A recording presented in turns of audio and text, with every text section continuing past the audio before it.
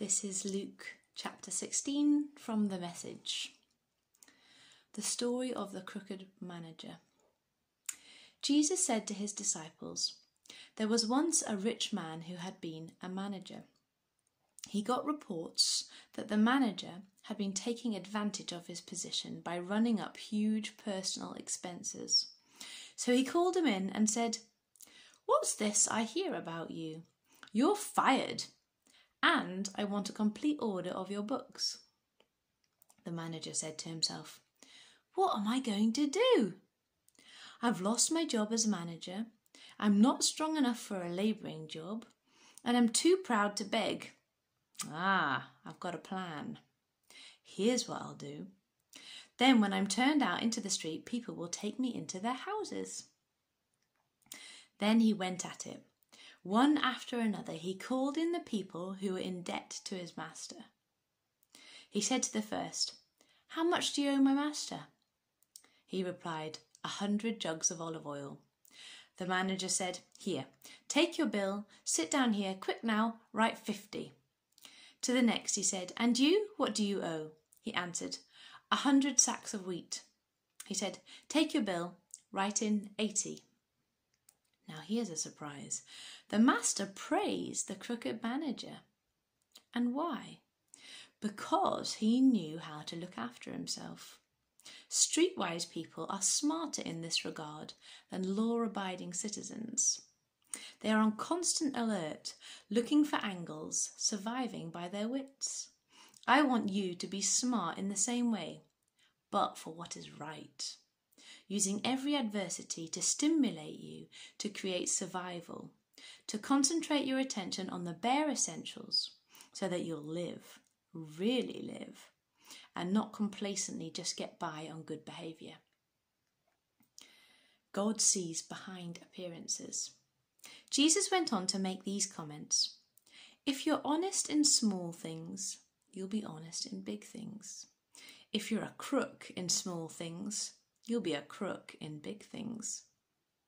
If you're not honest in small jobs, who will put you in charge of the store? No worker can serve two bosses. You'll either hate the first and love the second, or adore the first and despise the second. You can't serve both God and the bank." When the Pharisees, a money-obsessed bunch, heard him say these things, they rolled their eyes, dismissing him as hopelessly out of touch. So Jesus spoke to them. "You are masters at making yourselves look good in front of others, but God knows what's behind the appearance. What society sees and calls monumental, God sees through and calls monstrous.